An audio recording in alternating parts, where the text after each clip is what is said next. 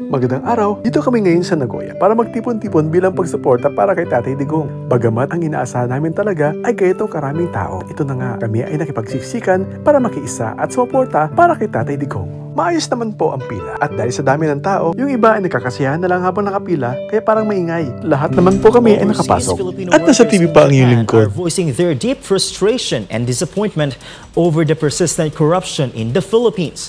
SMNI Japan's Hector Kikozaki reports. SMNI News spoke with overseas Filipino workers here in Japan to hear their thoughts on the worsening corruption in the Philippine government. Here's what they had to say. Thousands of Filipinos attended two major gatherings in Tokyo and Nagoya, Japan, led by Philippine Vice President Sara Duterte. Bago po kami pumasok, kailangan i-check ang aming mga dala. Pati nga baon naming tubig ay tinapon dahil bawal nga daw. Pero ayos lang po, para sa safety ng lahat. At nakapasok na po kami. Guys, sila na po kami. At yung iba ay nagmamadali. At sabik makita ang pangalawang pangulo na first time bumisita dito sa Nagoya, Japan. Mainit ang pagtanggap ng mga Pilipino dito. At ganoon din ang mga Hapon na nandito ngayon. Halos punpuno ang mga upuan dito sa Ama City, Miwa Cultural Hall. Nakaupo na rin ang lahat. Todo ang hiyawan ng ating mga kababayan na naghihintay at nag-aabang. May special song number pa bago magsimula. Pagkatapos ng national anthem ay pinakalala na ang bawat isa ang mga bisita ni host Admar Bilanto. Kabilang dito ay sina Dr. Lorraine Badoy, Dr. Richard Mata, kasama rin sa pagtitipon si Atty. Vic Rodriguez.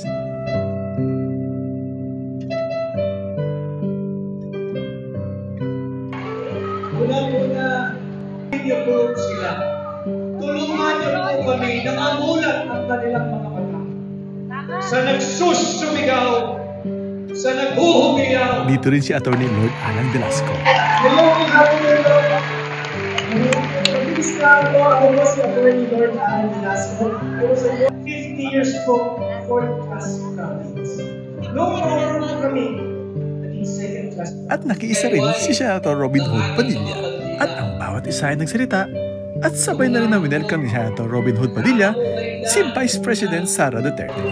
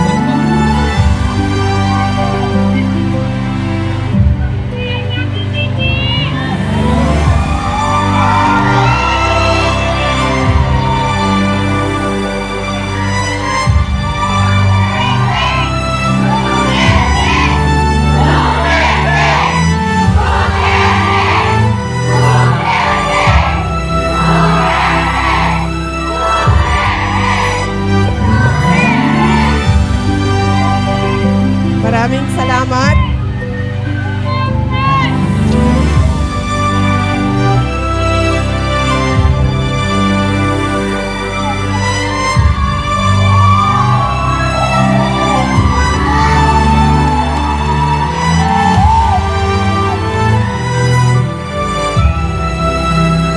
Okay na.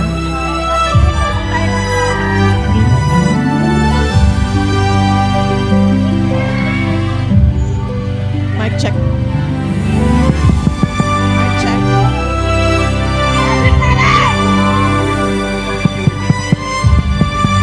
Hello, hello. Paingay awan. Hoy! Hello, hello, hello.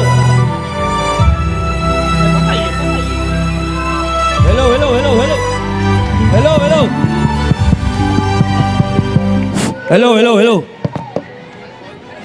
Pa-alcohol ako lang.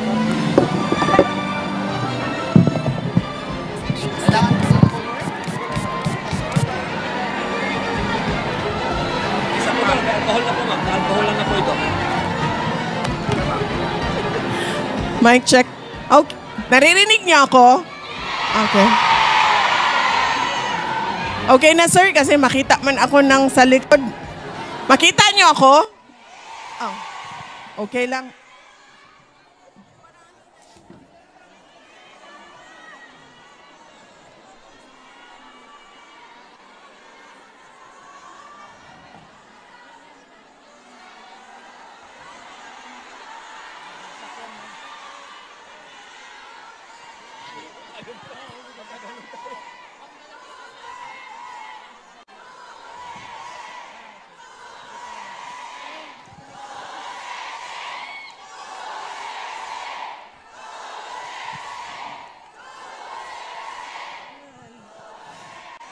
Mga kababayan, Assalamualaikum warahmatullahi wabarakatuh.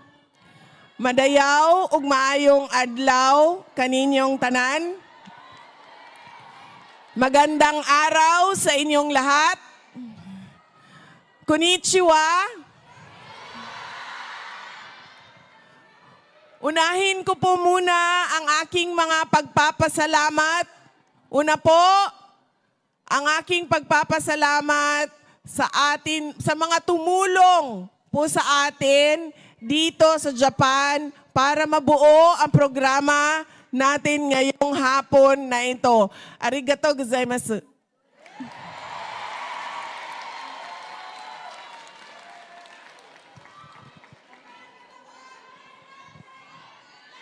Una po, ang RDPU o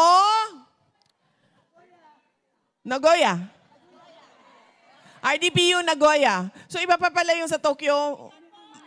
Oh, okay. Sige. Oo, ang layo pala nitong Nagoya, ma'am, no? Kanina pa kami nawawala sa train, ma'am. Lumampas na kami, bumalik na kami. Tapos, nagkamali pa ng pasok yung ticket ko. Sabi ko pa sa train attendant, I'm sorry. My ticket inside the machine. Get that.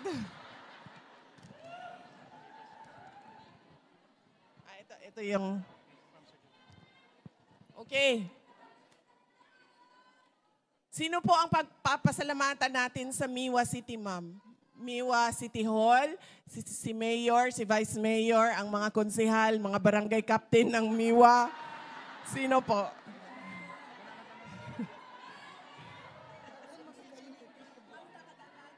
Ito ang sa Miwa.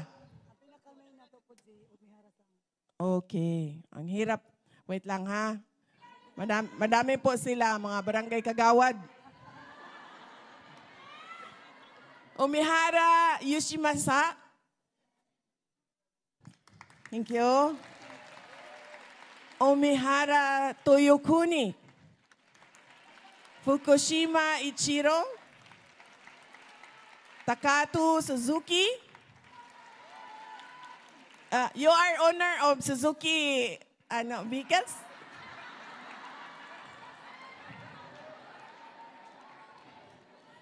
Ito AG. Tanaka Nobihiro. Sakai Tsunetaka. Sakuma Tsutomo. Mochizuki Tomomi. Shibata Yusuki. Yamada Makoto. Yashi Hiroaki. Ramirez Marcelo. Nomura Kenji. Takahashi Naohiro. Toyoda Tomoyuki. Yasuda Atsunori, Kuzutani Takuji, Gatos Jennifer, Miyoshi Masanuri, Suzuki Takao, ito na naman yung may-ari, Sota Morita, Hisatsuma Yukiko, Seiro Hayami, Manalili Laila, Fumito Ogiso, Kenta Minoshima, Hoshiaki Asano, Yuhei Michida, Yukiko Kutsuna Etsuko Suzuki, Rizahara Takihara, Ryo Shinyo, Shinichi Iwamoto, Kanako Kawaguchi. Yun yung nakasulat. At papasalamat tayo sa Miwa City at sa lahat ng mga taga Miwa City na tumulong sa atin para sa ating programa. RDPU Nagoya Chapter, Lions Club Nagoya, Filipino Volunteer Group in Amashi, Hugpong ng mga katutubo, Japan Chapter, Toyohashi Lions Club, Nagoya Prime Branch, Rotary Club of Immaculate Conception District 3780, Falavan Philcom, Aichi Philippine Community Association, Philcom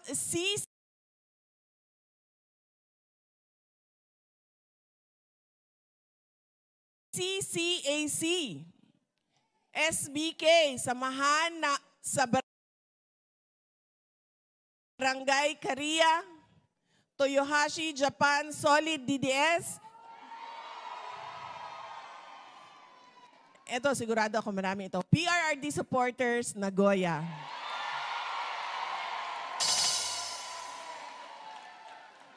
Nagoya Nakamura Lions Club Foreign Entrepreneurs Branch. And Duterte Kitchen. Maraming salamat. At syempre, nagpapasalamat po ako sa mga kasama ko na nandito sa entablado para magbigay din ng mensahe para sa inyo. Una po ay si Doktora Lorraine Badoy. Maraming salamat. Siya po ay unang-una na lumaban sa Marcos administration at sa Makabayan Block kasama na ang mga NPA sa trabaho nila noon sa NTF-ELCAC. Ang susunod na pagpapasalamat ko po ay binoto nating lahat at sigurado tayo nanalo nung nakaraang eleksyon, Dr. Richard Mata.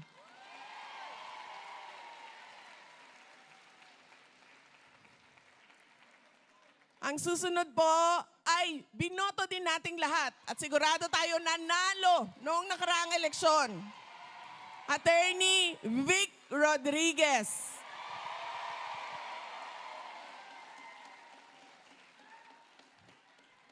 Ang susunod po ay kasama ko noong 2019, hugpong ng pagbabago, kampanya para sa mga senador ni dating Pangulong Rodrigo Duterte at kasama ko noong 2022 ng kampanya para sa akin. Sorry, nagkamali ako kahapon. Hindi pala ikaw unit team dahil hindi siya ng kampanya para hindi siya bumoto kay BBM. Dating Speaker, Congressman Lord Alan Velasco.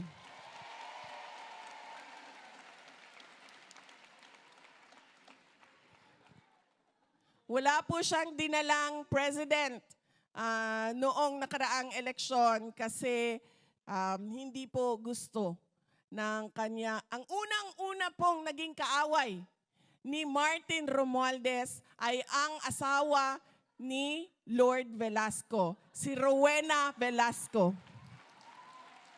Yun po ang unang-unang naging kaaway ni Martin Romualdez. Na nung nalaman niya na tumakbo akong Vice President, sobrang iyak niya. Kasi sinabi niya, hindi talaga mabuting tao yan. Paulit-ulit niya na sinabi noon. Ngayon, Sabi niya sa akin, sinabi ko na sa iyo, Inday Sara, pikat ni Moda. Ang susunod po, pagpapasalamat ko, dahil siya po ay dapat nandoon sa The Hague, Netherlands, pero siya po ay napakiusapan namin na bumisita muna dito sa Japan at magbigay ng mensahe para sa inyong lahat. Senator Robin Padilla.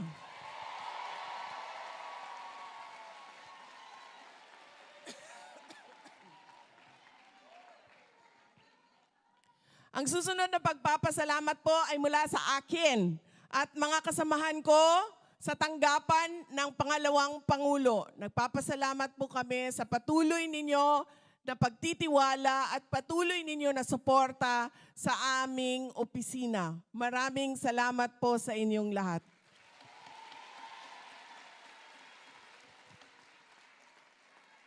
Ang susunod na pagpapasalamat ay mula po sa pamilya namin, ang pamilya Duterte. Napakalaki!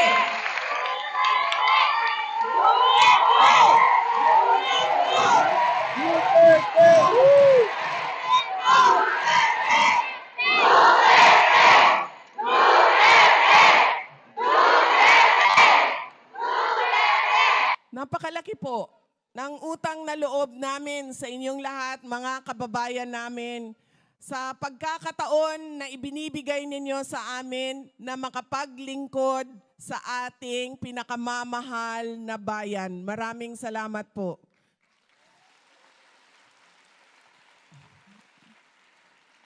Paulit-ulit kong sinasabi yan, dako kayo ang amo ang utang nga kabubuton kaninyong tanan, mga kaigsuunan namong Pilipino. Kay kamo ang naghatag sa amoa sa posisyon kung asa mi karon. Daghan kaayong salamat.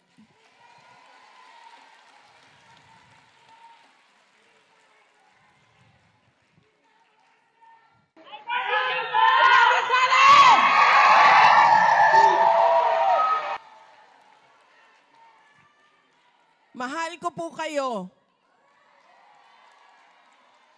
At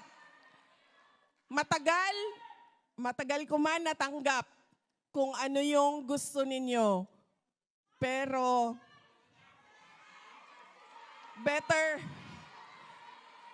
better late than never. Natanggap ko na po kung ano yung Attorney Vic Rodriguez. Kanina? Hindi ko sinabi? Wait lang. Wait lang. Oh, pa-resign na nato na si Marcos, ma'am.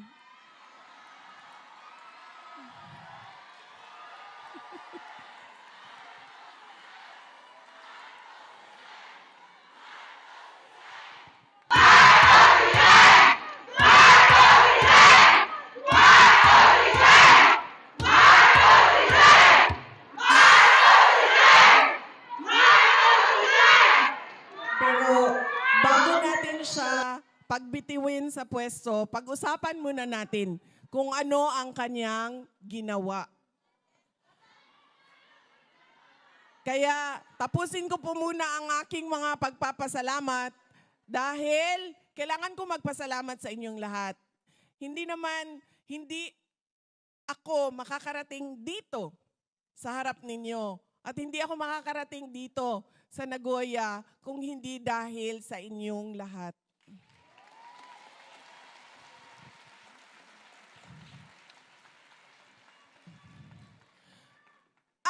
Meron pa po kaming isang kasama na binoto din nating lahat. At sigurado tayo nanalo nung nakaraang eleksyon. Nasabi ko ito kanina, di ba? Si Attorney Vic Rodriguez.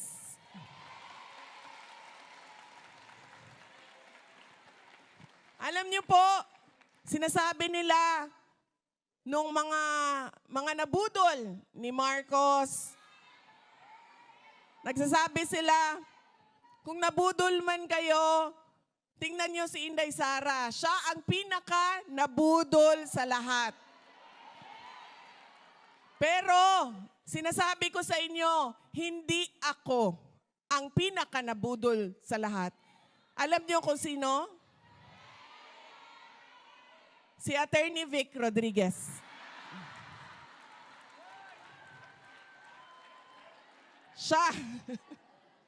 Siya ang abogado, kaisa-isang abogado na sumama kay Bongbong Marcos nung natalo siya ni Vice President Leni Robredo. Alam niyo po, kapag wala kayo sa posisyon at talo kayo, mawawala lahat yan ng tao. Sinasabi ko na yan sa inyo.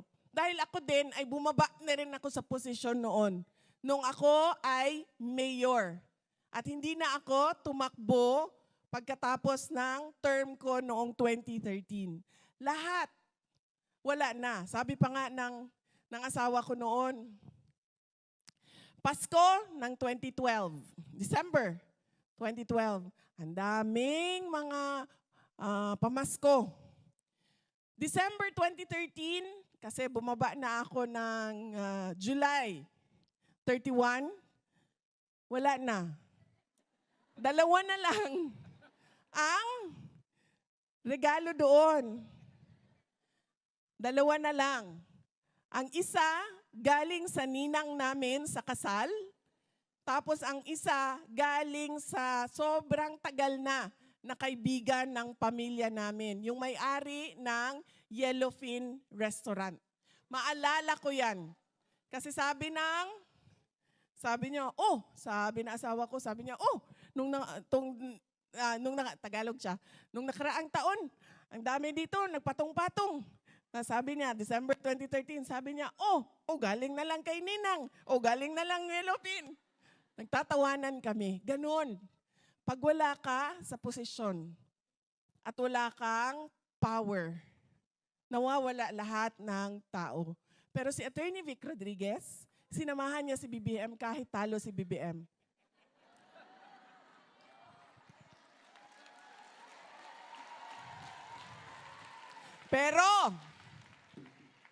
Pero, nung nanalo si BBM, iniwanan niya si Attorney Vic Rodriguez.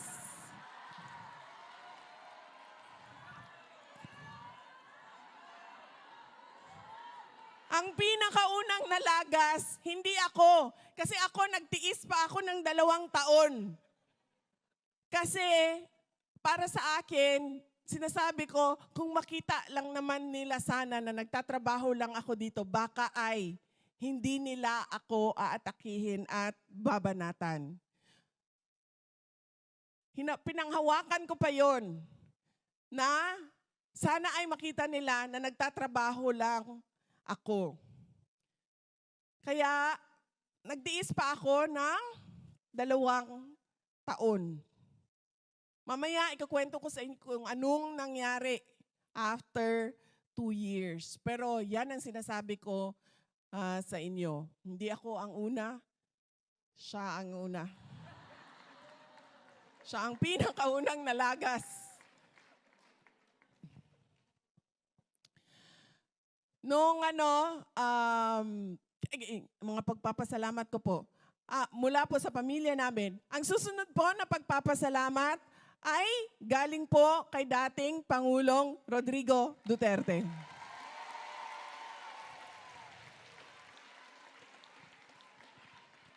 Noong Biyernes po, ay tumawag siya sa akin nitong nakaraan na Biyernes.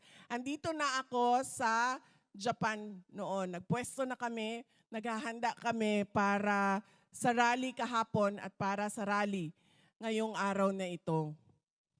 Tumawag siya sa akin. Ang una niyang sinabi ay, kamusta ka na? At ang una ko namang sagot sa kanya ay, nakalimutan mo ata ako kasi huli kang tumawag nung nakaraang Biyernes pa. 1 linggo na ang dumaan, ang chismis ko nagpatong-patong na. Nakalimutan mo ata ako, tawagan. Sabi niya, pasensya ka na kasi minsan inuubos ni Veronica kasi meron lang oras kung kailan pwede tumawag. at kailangan niya hatiin yon sa aming dalawang magkapatid. Minsan, sa sobrang daming good news ni Veronica, ni Kitty, ay nauubos yung oras sa tawag. At merong mga araw din na ayaw niya tumawag. Ayaw niya makipag-usap. Yung mga araw na yon, nung nakaraang linggo, ay dahil sa mga nangyayari sa Pilipinas. Dahil sa mga eskandalo sa flood control at sa budget ng ating bayan. Ang susunod po na pagpapasalamat ay mula po sa akin para sa inyong lahat.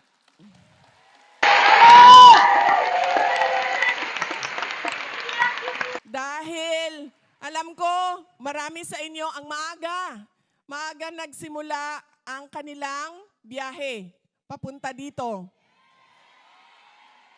Marami sa inyo ang maagang nagluto para may baon, para hindi magutom.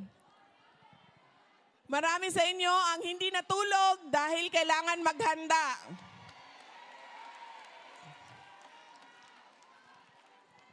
Marami sa inyo ang nagmamadali kanina at malayo ang biniyahe. Kanina po, sa train station, dito na po sa Kida Station, nandun po kami sa baba, nag-aantay kami ng taxi.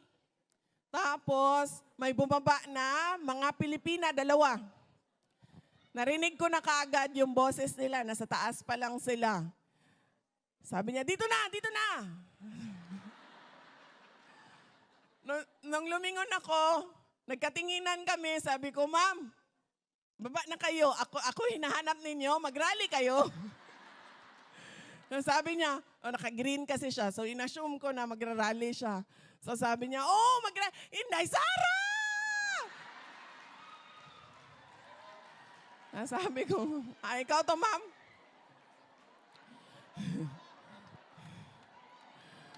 Yan. Tapos, takbo na siya. Lumabas na siya sa ticket station. Tapos lumabas na siya. Tapos sabi niya, layo pa ng biniyahe namin. Sabi ko, kami din ma'am, ang layo pala ng lugar na ito. So, marami sa inyo ang nagsakripisyo para pumunta dito ngayong hapon na ito. Maraming salamat. At, yes ma'am, ang instructions po sa akin sa organizer ay wag daw ako masyadong madaldal dahil gusto daw nila bigyan ng mas mahabang oras ang picture taking. Yan po ang instruction sa akin. Sabi niya, Inday Sara, wag masyadong madaldal dahil may picture taking pa tayo. At ang huling pagpapasalamat ay pagpapasalamat nating lahat sa ating Diyos. Dahil binigay niya sa atin ang araw na ito para tayo ay magsama-sama at para pag-usapan natin ang ating pinakamamahal na Pilipinas. Maraming salamat sa labaw na makagagahom sa tanan. Ang una ko...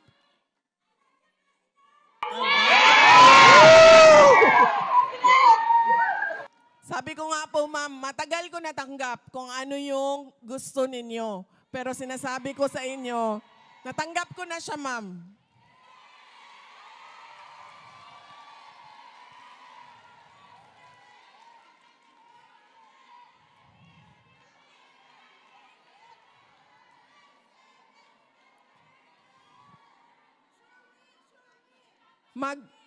Magbibigay po muna ako ng update, ma'am, kay dating Pangulong Rodrigo Duterte.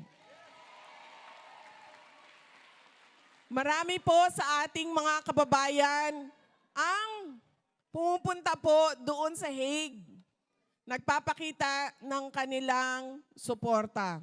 At madami tulad ninyo na gumagawa sa buong mundo, iba't ibang lugar, gumagawa ng mga programa para ipakita ang suporta kay dating Pangulong Rodrigo Duterte. Unahin ko po ang updates ng mga abogado.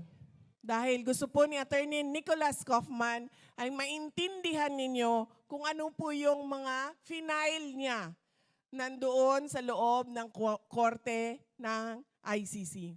Una po, ang final niya, pinakauna noon, ay ang pag-question sa jurisdiction.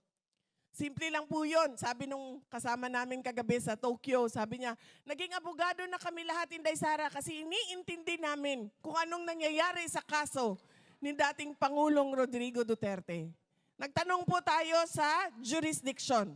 Sinabi po natin, nag-imbestiga kayo, 2 taon na ang lumipas nang nag-withdraw ang Pilipinas sa ICC. Ang nakalagay po sa inyong rules ay 1 taon lamang. Yan po yung sinasabi namin na kini-question natin ang jurisdiction. Saan nyo kinukuha yung otoridad ninyo na mag-imbestiga? Kasi 2 taon na wala kayong ginawa. Tapos bigla na lang, meron na silang mga complainants, meron na silang mga witnesses. Ang susunod po na final ng abogado ni dating Pangulong Rodrigo Duterte ay yung interim release. Sa interim release po nakalagay sa Rome Statute ay ang isang akusado pwede mag-apply ng interim release bago ang trial. Nag-apply po si dating Pangulong Rodrigo Duterte. Medyo tumagal lang kami dahil nahirapan din kami humanap ng isang bansa na tatanggap sa kanya. At dahil wala akong pinagkakatiwalaan sa Pilipinas noon, nakausapin ko patungkol sa interim release. So ang ginawa ko, kinausap ko yung mga nakilala ko sa ibang bansa dahil sa trabaho ko. Meron akong mga nakasama, nakilala noon sa pag-ikot ko sa Southeast Asia dahil sa Department of Education at dahil sa trabaho ko sa Office of the Vice President.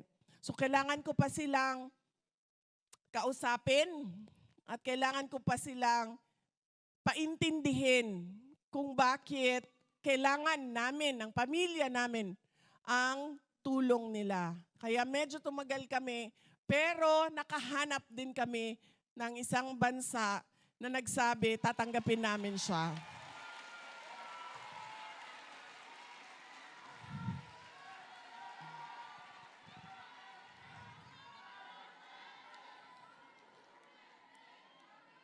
Nakalagay po sa batas ng ICC. Bakit hindi binibigay ang interim release sa isang akusado? Una, kapag siya ay posibleng magtatago o mawawala na lang bigla. Si dating Pangulong Rodrigo Duterte po ay walang balak magtago. Kung maalala ninyo, nandoon na kami sa Hong Kong. Pwede na siyang mawala doon. Pero ano ang sinabi niya nung gabi na nagmi-meeting doon, mga kasama niya, mga abogado niya, andun ako, andun ang kanyang girlfriend. Oo. Andun ang kanyang girlfriend. Nagsasabi ang kanyang girlfriend. Sabi ang girlfriend niya sa akin, sabi niya, Inday Sara, sabi niya, kumuha ka na ng private plane. Sabi niya, ilipad na natin siya, diretso Davao. Sabi ko sa kanya, alam mo ma'am, wala naman tayong problema dyan. Magnakaw tayo ng private plane, manghiram tayo, mangutang tayo ng private plane. Kung magagawa natin yan. Ang tanong, ano ba ang gusto gawin ni President Duterte? Sabi ko, kung ano yung gusto niyang gawin, yun ang gagawin natin. Tinatanong ko siya, sabi ko, ano bang gusto mong gawin? Sabi niya, gusto ko umuwi. Gusto ko umuwi ng Pilipinas. Tapos sinasabi sa kanya, ng girlfriend niya, umuwi ka sa Davao. Huwag ka umuwi sa Manila. Ang sinasabi niya, ganun din yun. Kung uuwi ako sa Davao, hahabulin din ako doon sa Davao. Gawin natin na umuwi na lang sa Manila. May ticket na tayo, may schedule na tayo, umuwi sa Pilipinas. In fact, ang kanilang flight noong araw na yon ay alas 4 ng hapon. Ang ginawa nila, lumipat sila sa madaling araw na flight para maaga silang dumating sa Pilipinas. Kaya itong tao na ito na sinasabi nila na hindi na namin makikita kung bibigyan namin ng interim release, ay gusto lang umuwi ng Davao City. Wala itong balak magtago sa Africa, sa Antarctica, sa Alaska, kung saan man yan. Sa Japan.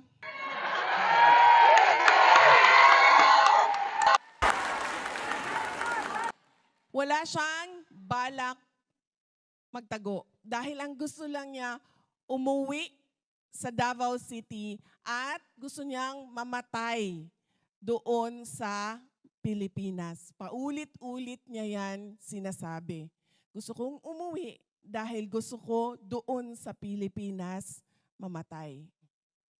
Yan ang kanyang habilin. Totoo yan, ma'am. Yan ang sinasabi namin. Human rights. Yan ang sinasabi namin sa ICC. Kinuha nyo 80 years old na. At sigurado kami, alam ninyo nung kinuha ninyo na may sakit yung 80 years old na kinuha ninyo. Paano namin nasabi? Kami nga na nanonood lang sa TV, nakikita namin na hindi na makalakad. 'Di ba? Binubuhat na siya ng 4 na tao. Tinulak na siya paakyat ng eroplano. So sigurado kami na alam din nila na ang kinuha nila ay may sakit. Kaya yan din ang sinasabi namin. Kailangan ibigay ninyo, kung kayo ay para sa human rights, kailangan maging humanitarian din kayo sa inyong desisyon sa interim release.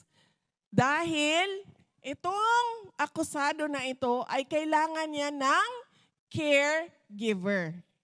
Hindi siya pwedeng mag-isa sa kwarto. Examplean ko kayo ng gaano kagrabe na kailangan niya ng assistant.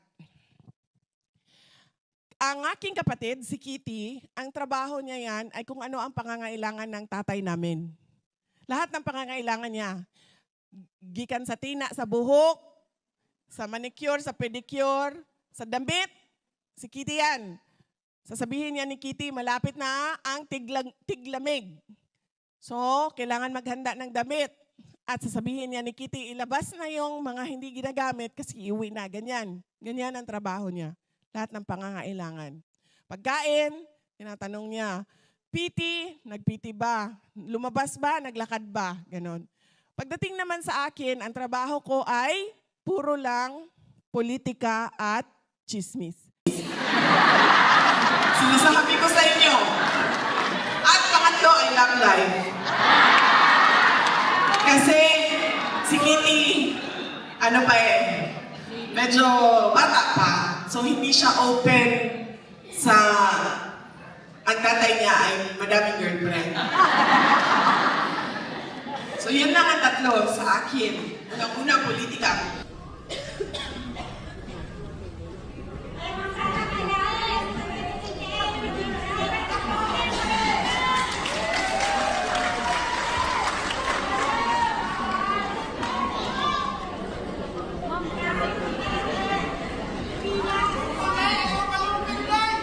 ito. Basahin mo nga.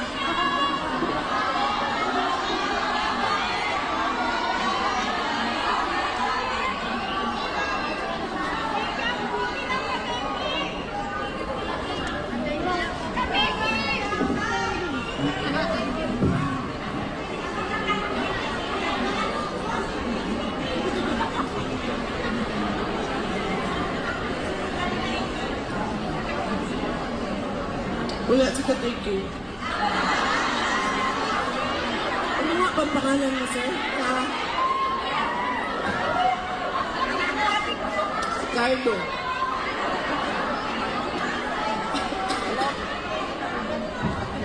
Yan ang boss ni Kateki. Yan ang boss niya. So, kung saan na ako, sir? Where am I? Kalisan manguling na nang inabarang ka ba? Uy! Pagkahapon ba? Pagkahapon! Oh, bao na ni. Kasama na po ko sa organizer. Kaya wala na po ko sa script. Kahapon ba? So, diyan na mapakitanta mo sa ako ang napakontra sa barang nga.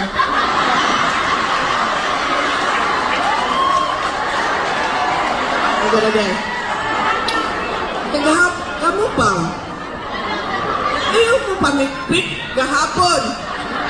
Picture taking sa Tokyo. Ang sinasample ko dito, Ben. Ma'am, ano ka ba? O, si Inday Sara daw ni. Anak, picture. Picture.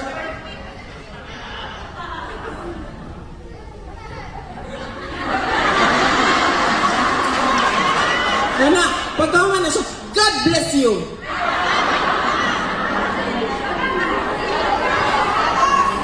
Alangan kay busy man ko, daghan man kayo ang tao, di ba? Paglini na ako, wala na siya.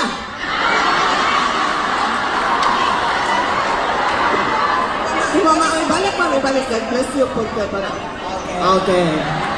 Wala. Yes.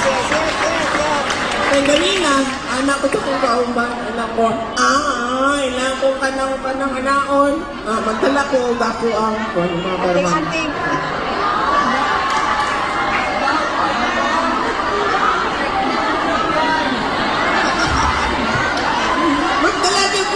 Kanyano, limang ko sigurado nga Duterte mo tanan, basta na ay pink yellow dito.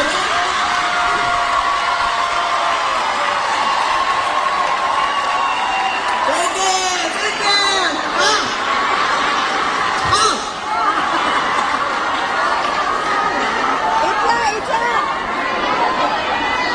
Itza! Ating! Hindi mo? Sa kanang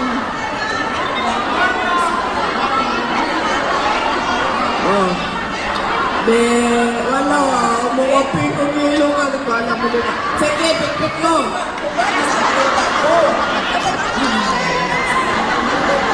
Ay, nagpipikon ka, balusi ha, balusi. Bangon. Ako ano lang. Hindi pa. Huwag iyahaman ng kuan. Ayaw pagunitin niyo dyan. Bawal na. Magpikpikon ka, balos tayo ha. Balos yun, balos. Oo. Nagani. Ayaw, balos yun. Ayaw ka pa. Bawal na magpikpikon. Ingna, ako'y tigbalos, ako'y tigbalos.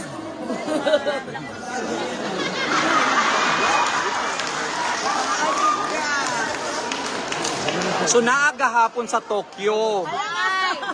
Ang namarang. Yala!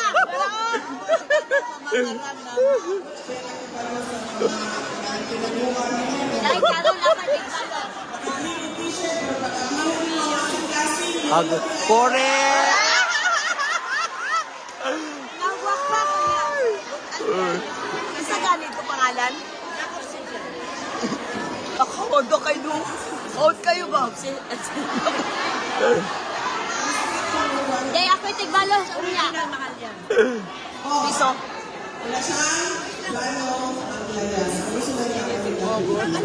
Pero alam niya na hindi siya makakauwi na Pilipinas. Na Sa umiyak siya sa ICC. Siyempre, katungod mo na karapatan ng akusado na sabihin Ayaw ko anak dapat niya sabihin para sa kaso niya.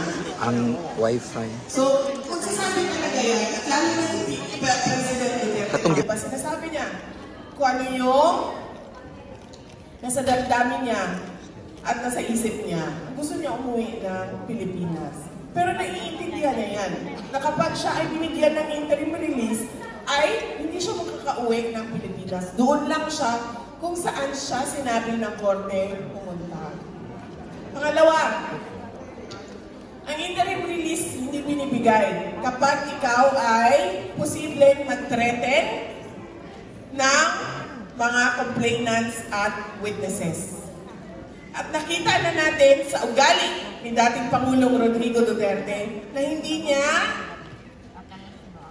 tinithreaten o hinaharas o kung ano man ang ginagawa sa mga witnesses. Nakita natin yun nung nag-complain. Noong 2012, nagbukas ng investigation ang Commission on Human Rights led by Chairperson Leila De Lima.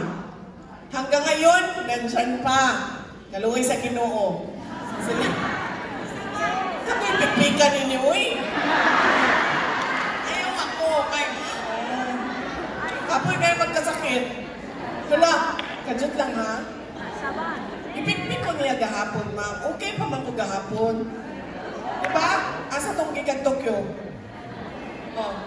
Okay pa ko gahapon, diba, ma'am? Tanawa ko sipon karon.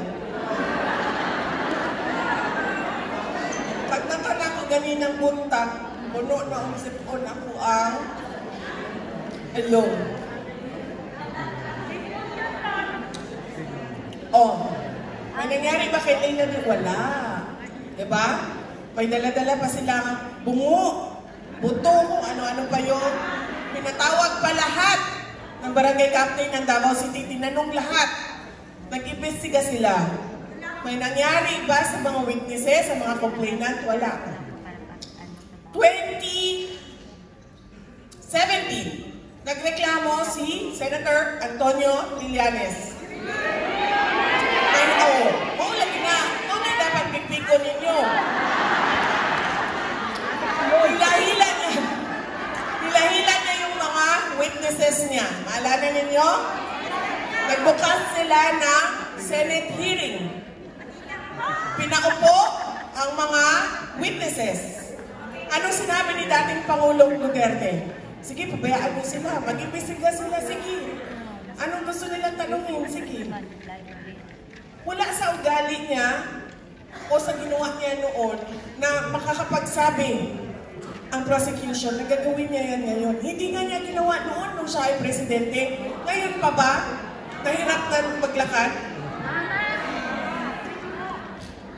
Ang susunod ay posible ka pa mag-commit ng iba pang krimen o itutuloy mo ang mga krimen mo. Hindi natin nakita, kasi sinasabi ng prosecution, mayor siya eh. Binoto siya ng mga tiga Davao City. So, posible siya ay itutuloy niya ang kanyang mga ginawang krimen. Pero nakita natin na hindi din nag-oath si dating Pangulong Rodrigo Duterte. Hindi din siya mayor ng Davao City. Kasi sinasabi niya, ayaw ko na ang mayor ng isang syudad ay nandito sa malayo at nakakulong. Dahil hindi makatarungan yon para sa mga tiga Davao City.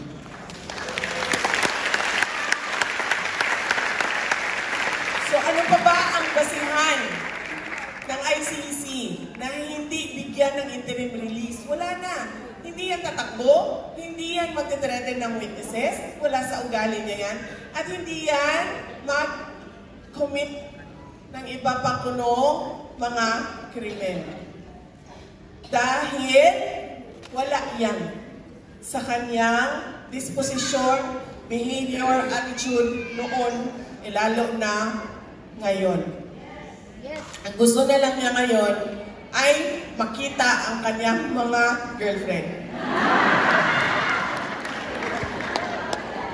Nung isang beses, sinasabi ko sa inyo, tatlong bagay lang yan makakuha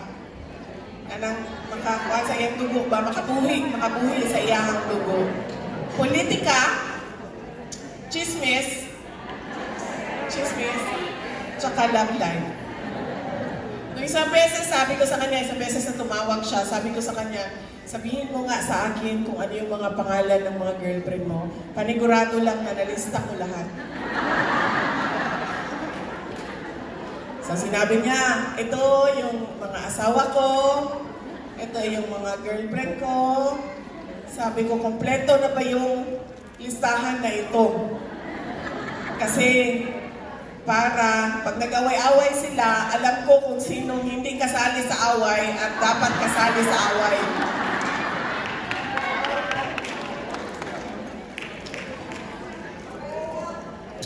Oh ma'am, kibalo ka ba? Sorry, sana organizer. Kasi sabi nila, habaan mo ang picture taking mo, magagalit yan sila sa amin lahat kasi sinabi namin na picture. Alam mo ba ma'am, wala akong nakitang girlfriend ni dating Pangulong Rodrigo Duterte na nagalit sa kanya. Wala akong nakitang ex-girlfriend ni dating Pangulong Rodrigo Duterte na yung pangit yung breakup nila. Wala. Lahat ng ex-girlfriend niya, kusa silang umalis dahil ayaw na nila siya. Totoo yan. Totoo yan. Umalis na lang sila dahil ayaw na nila si PRRD. Wala ka makakausap na ano.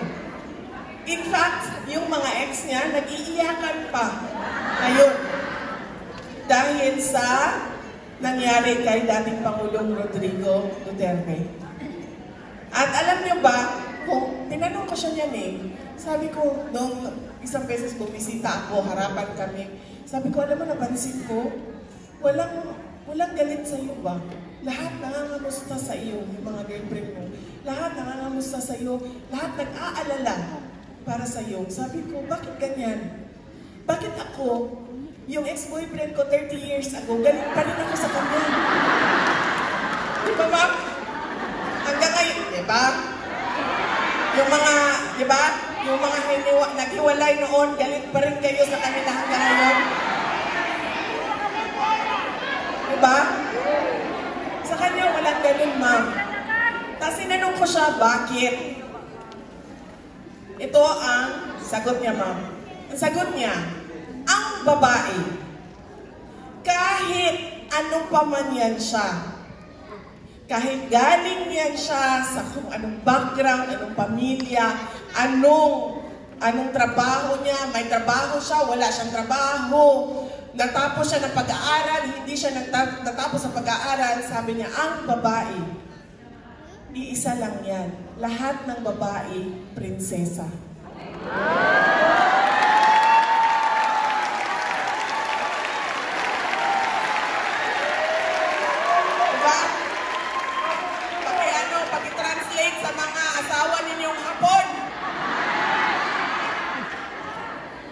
Totoo, ma'am. Yan ang sinabi niya. Yan ang sikreto niya. Sabi niya, sa akin, wala yan. Natapos siya ng grade 3, grade 4, tapos ako, abogado, wala yan. Sabi niya, may trabaho siya, wala siyang trabaho, wala yan. Sabi niya, basta lahat yan sila, prinsesa. So lahat yan sila, para sa kanya, ay pinagsisilbihan.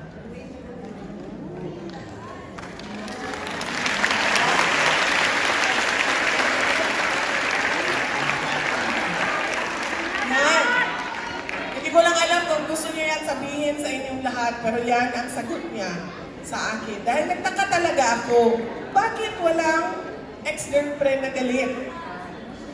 Walang ex-girlfriend na nagsabi, Mayra niya. Except sa akong mama.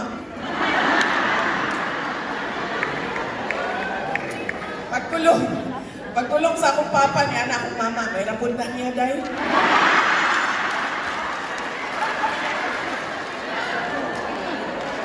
Oo. Kita mo sa akong mama, di ba? Hantod karon na sa kong gihapon, kanugay na ang panahon na to. Naghay na kayo ang nilabay nga ako ang akong mama. So kong gihapon. Pero masaktan na to, kaya dili mo siya ex-girlfriend. Asawa man siya. Ha?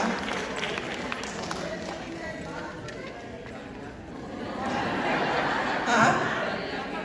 Oo, ganyan.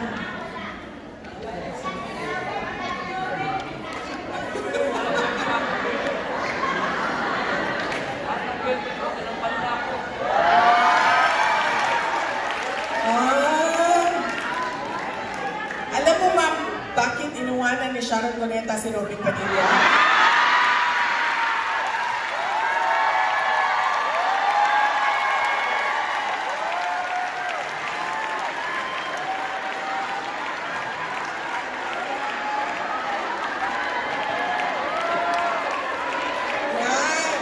Ganyan ang mga gusto ni PRD na mga chismis. Pagalitan na ako ng organizer. Dahil para hindi ang panahon ng chismis.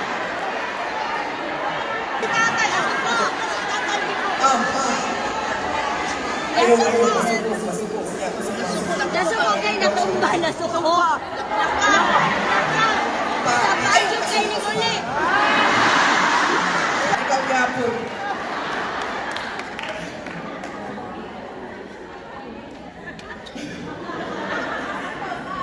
Nag-instruct mo ko sa inyo, ma'am.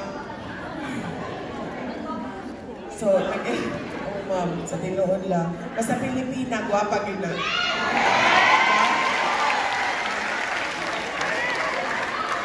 Sabi ni Senator Robin Padilla, guwapa na, mabango pa.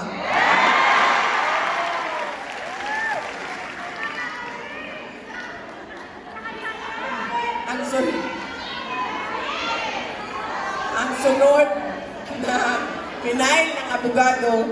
sunod na pinail ng abogado, ay yung sinabihan nila ang korte. Pinapaintindi nila sa korte, katingnan muna natin kung pwede pa ba mag-trial ang akusado. Kaya po, hanggang ngayon ay hindi pa ina-actionan yon na nag-file sila ng sinasabing competency. Tingnan natin kung ang akusado ay makapag-trial pa. Meron kaming mga expert, kumuha kayo ng mga expert at maglitis tayo, mag-hearing tayo sa kapasidad, competency ng akusado na mag-trial. So yan po yung tatlo na mga pending na mga dokumento na hanggang ngayon ay inaantay ng abogado kung ano ang desisyon. Ang corruption. Tanggal na po dahil. Suko lagi ba? Guniti dyan. Kung ano hindi.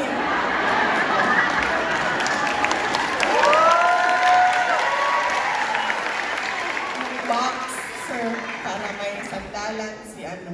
Kasi nga, hindi na nga ito siya makapaglakad na siya ng bansa. Kaya kailangan natin ng box. Ito.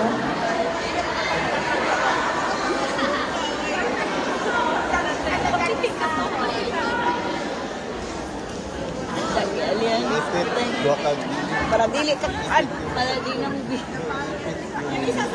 Iipit yan siya, sir. Ay, mga sir, matumbag yapon na. Nahirapan na nga yan siya maglakad, kaya kailangan ng tulong.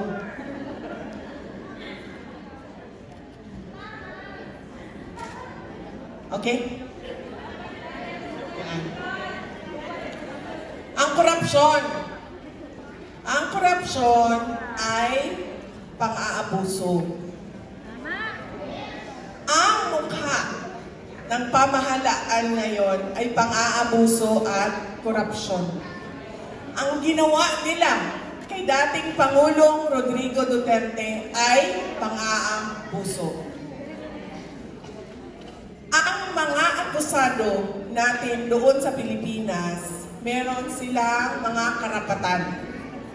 Kapag ikaw ay akusado, may karapatan ka. Kapag ikaw ay may warrant of arrest, dinadala ka sa huwes. Ang ginawa nila kay dating Pangulong Rodrigo Duterte ay may warrant of arrest, sa pilitan nilang kinuha sa ating bansa at dinala sa Hague. Hindi siya dinala sa korte doon sa Pilipinas. Kung nakikita ninyo ang footage noong araw na yon, anong sinasabi niya? Dalhin niyo ako before a Filipino judge. Before a Filipino court. Kasi yun ang karapatan ng akusado sa atin doon sa Pilipinas. At ang ginawa nila, kinidnap nila si dating Pangulong Duterte. Pang-aabuso.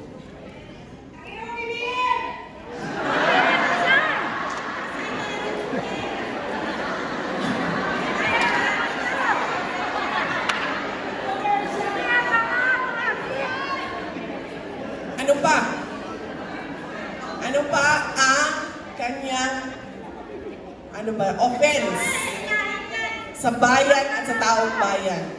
Si Atty. Vic Rodriguez nagsabi na, magpa-drug test ka.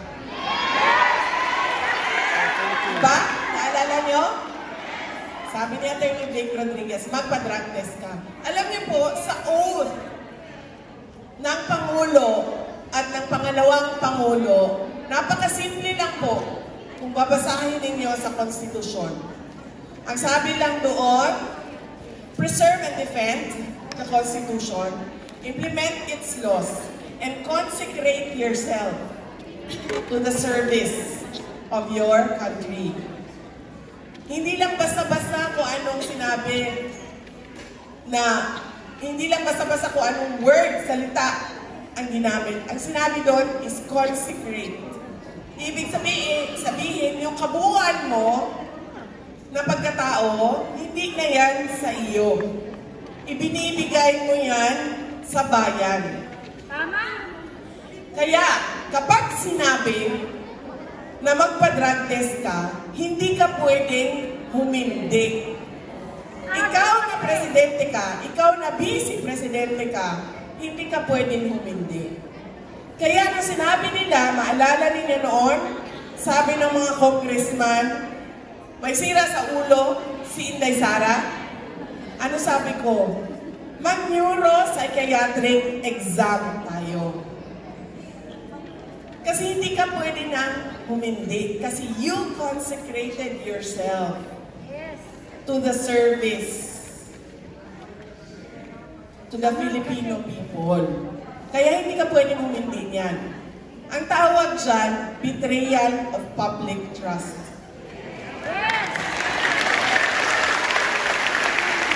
Kumbaga, ikaw, kung mapapansin nyo, sino lang ba ang may oath na ganyan? Sa buong Constitution, Philippine Constitution, sino lang ang may oath na ganyan? Dalawa lang, ang Pangulo at ang pangalawang Pangulo. Na sinasabi mo, ibinibigay ko ang buong buhay ko at buong pagkatao ko sa bayan. Kaya kapag sinabi ng bayan, magpa-drug test ka, hindi ka pwedeng humindi. Kapag sinabi ng bayan, magpa-neuropsychiatric exam ka, hindi ako pwedeng humindi. Sasabihin ko lang yan, oo. Dahil pagmamay-ari ninyo ako. Kapag humindi ka, ano na yun?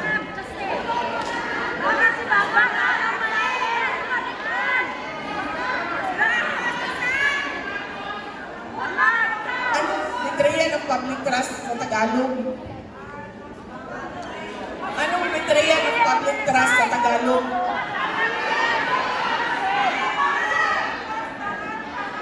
pagkataksil sa tiwala ng taong bayan.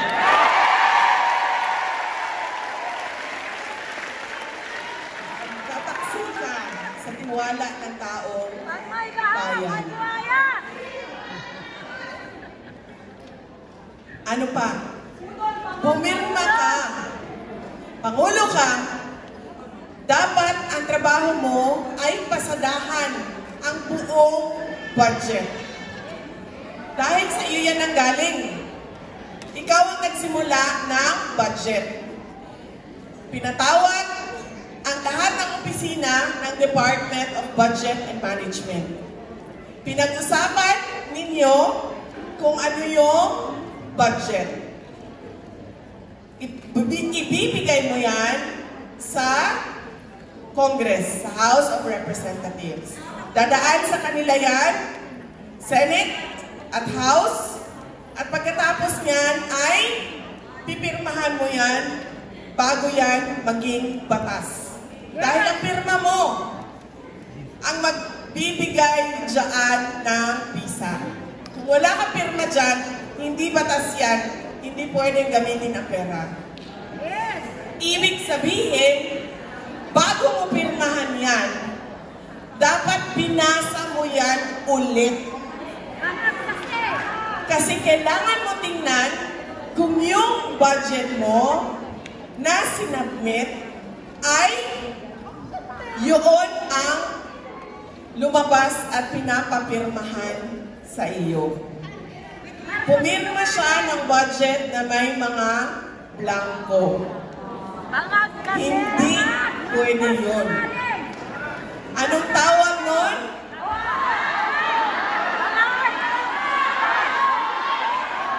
Ang tawag doon ay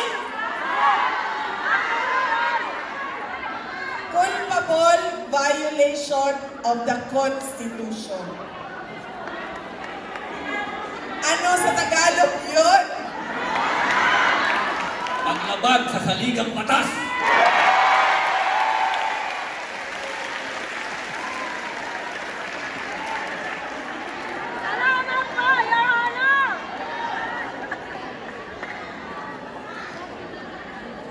Kinuha ang budget sa PhilHealth. Dito talaga ako natatawa. Pati si Atty. Vic natatawa na rin.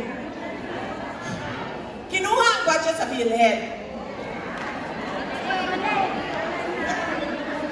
Sinasabi nila, tama yan. Tama na kunin yan. Yung savings dyan sa PhilHealth, kunin talaga yan dahil gagamitin yan sa mga projects na hindi naman natin alam kung ano yung mga project na iyon. So, kuha.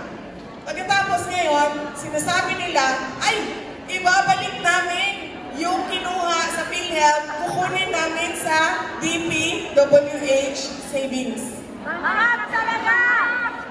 Paano ka nagkaroon ng savings? Na, unang-una, hindi ka pa nagsasabi kung ilan ang savings mo.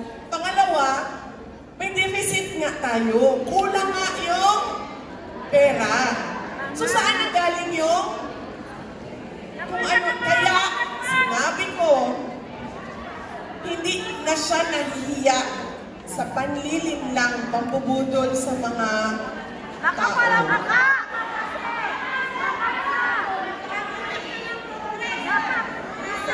Na, ano ba tawag? At tawag ko kasi sa kanya, sa kanila ginagawa, pyramiding.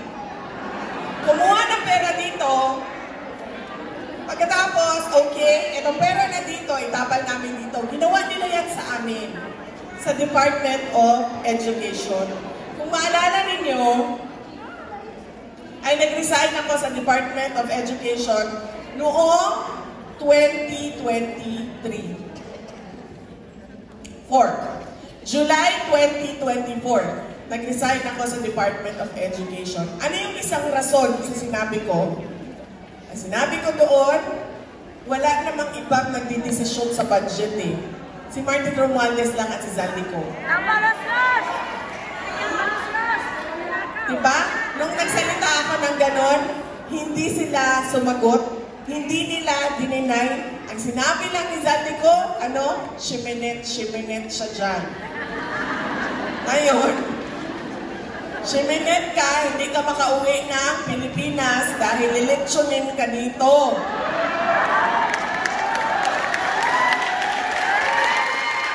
Ito pala. Sa Japan tayo. Sabi ko, ang ginawa nila sa amin, sa Department of Budget, sa Department of Education.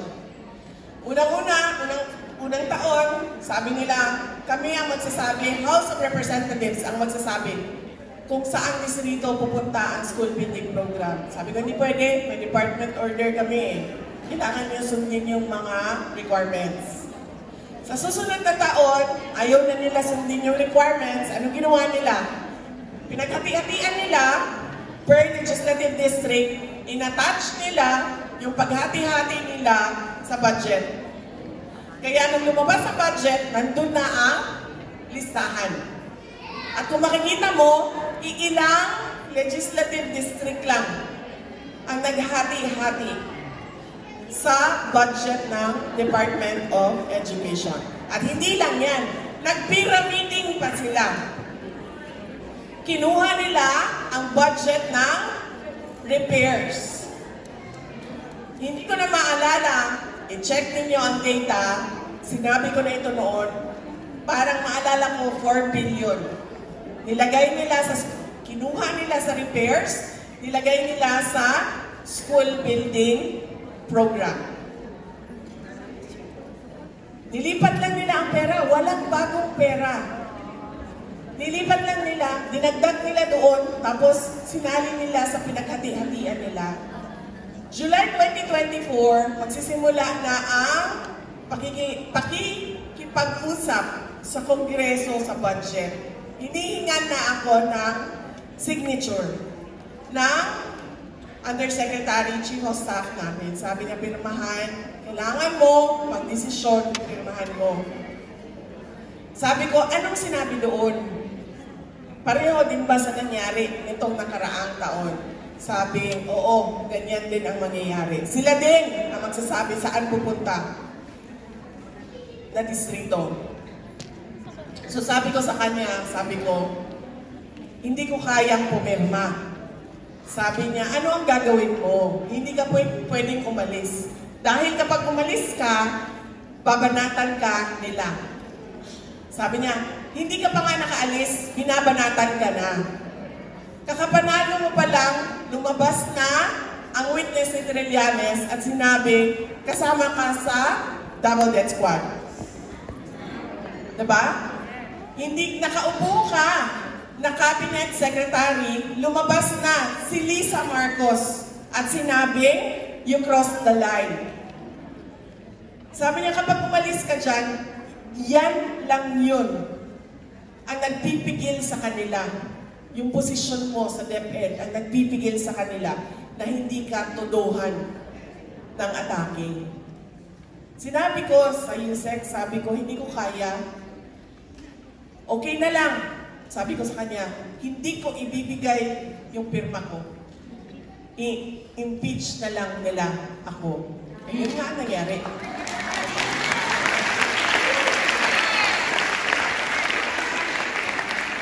Hindi naman namin invento yun eh. Kasi November of 2023, nagsasabi na si Franz Castro, magbabayad kami ng impeachment. November 2023, nagsasabi na siya, may impeachment kami, may impeachment kami. Wala silang kahit anong ebidensya. Kaya, di ba, inatake na ang budget ng Office of the Vice President, nagbukas na sila ng hearing at lahat na para ituloy-tuloy ang pag-aatake nila. Na, ang sinasabi ko paulit-ulit, political scapegoating. Kasi pinagtatakpan nila ang ginawa nila sa budget. Pero dahil may Diyos,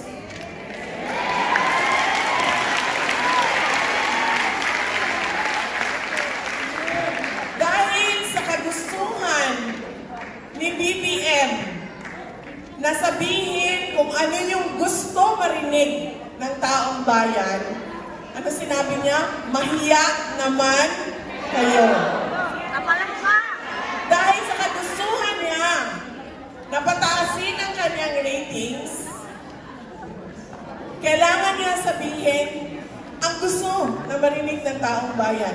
Hindi niya naisip na merong Diyos. So anong ginawa ng Diyos? Mahiya naman kayo, nilubog sa baha ang Pilipinas. Maraming buhaya!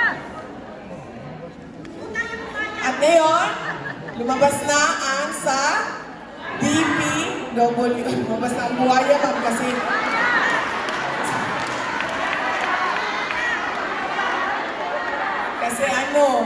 umaas na ang tubig. Labasan na ang... Sandali, nakita niyo yung buhaya namin sa Davao? Nakita niyo yung cake namin malaki? May buhaya rin kami na lechon. Pero yung cake, nandiyan na rin ata. Nandiyan na. Andun na ang... Noong kami iniimbestigahan nila, kahit wala silang mahanap na rason para ikulong ang Undersecretary, si Yusek Lopez ng Office of the Vice President, kinulong nila. Ngayon, na lahat nagsasabi, kahit contractor, nagsasabi, kahit ibang congressman nagsasabi, si Zaldico ang susi sa pagkuha ng pera. Anong ginawa? Pinabayaan, umalis ng bansa. Dahil daw merong heart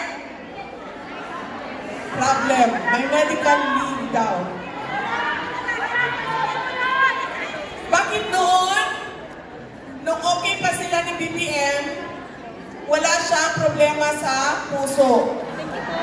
Bakit ngayon, biglang meron ng problema sa puso si Zaldico?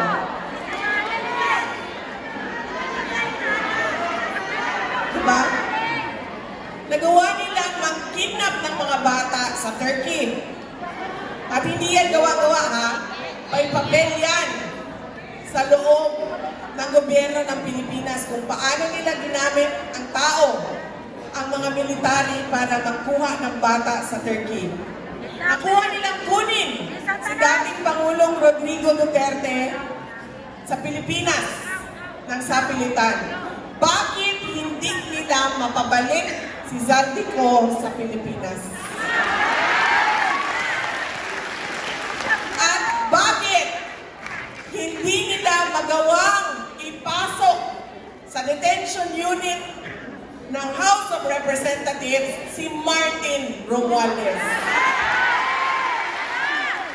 Bakit?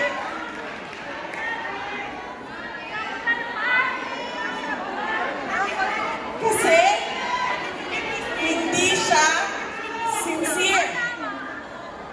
Hindi siya tapat sa kanyang mga dapat gawin. Unang-una, hindi na nga niya alam kung anong gagawin. Pangalawa, hindi pa siya tapat sa kailangan niyang gawin. Yan ang kalagayan ng ating bansa ngayon.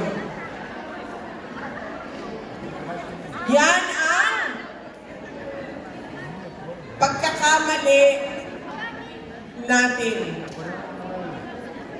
Noong 2025, sinasabi ko na meron tayong pagkakamali sa pagpili ng ating mga leaders. Ngayon, makikita na natin kung ano yung nangyayari kapag mali na leader ang pinipili natin sa ating bayan. Meron akong sinulat para sa bayan. Dahil paniwala ko, mas maiintindihan ninyo kung ano yung saloobin ko kung isusulat ko siya.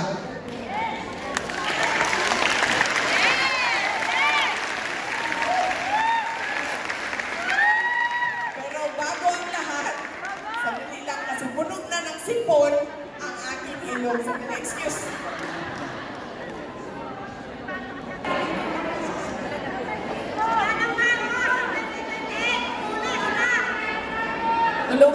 ha.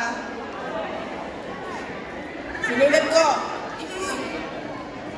Sa dilim tayo sinilang. Sa hirap tayo nagdurusa.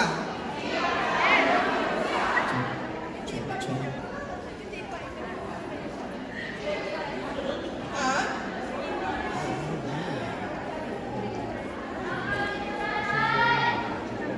Sabon?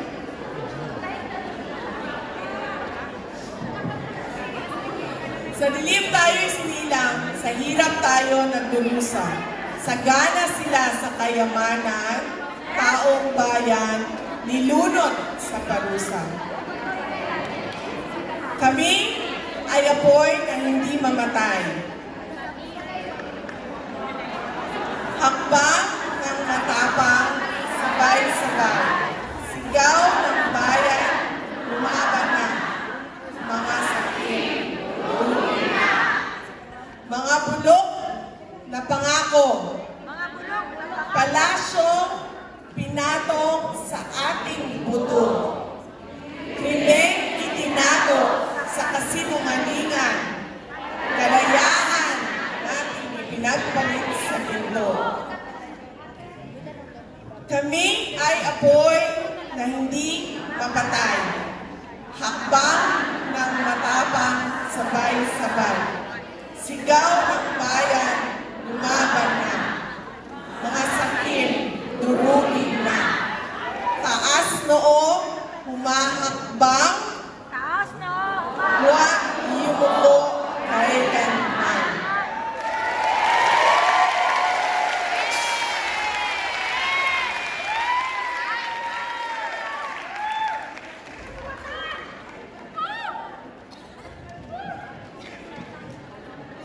Sa dilim tayo isinilang. Sa hirap tayo nagdurusa. Sagana sila sa kayamanan, taong bayan, nilunod sa parusa. Kami ay apoy na hindi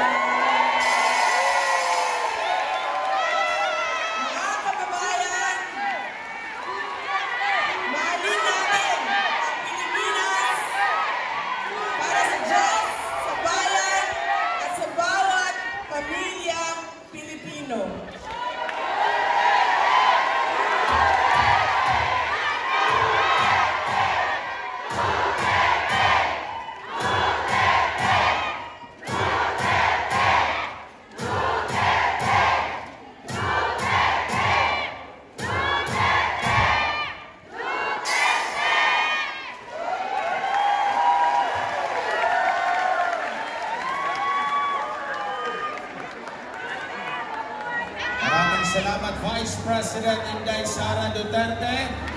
Isang crowd shot muna sa lahat ng ating mga speakers dito po sa harap, nakaharap sa tarp natin. Sir, mga sir, crowd shot lang. Ayan. Isang shot lang.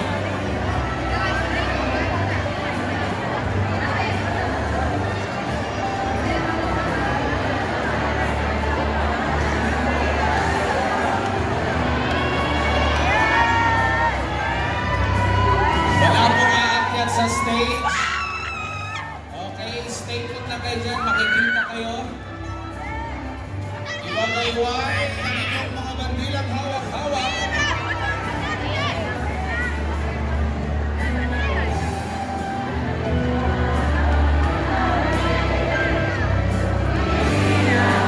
Pwede pa. Okay, maraming salamat. Meron pa?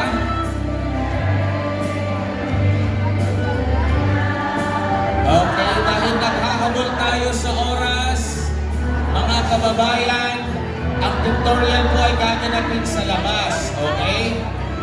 Sa park. So sa lahat ng mga nasa taas na, pwede na kayo umiksit, may mag-guide sa inyo. So kailangan na natin na i-vacate ang lugar hanggang 5 a.m. dahil kung nandito pa tayo sa loob, 5 p.m. pala, sorry. Kung nandito pa tayo sa loob, walang mangyayaring pictorial. Okay? Yan yung sabi ng management. So, lahat, dalhin po ninyo ang inyong mga gamit. Huwag mag-iwan ng kalat. Kinukulang tayo. Thanks for watching. Please like and share. And don't forget to subscribe our YouTube channel and follow our Facebook. Oops! Don't forget to hit. Thank you. God bless everyone.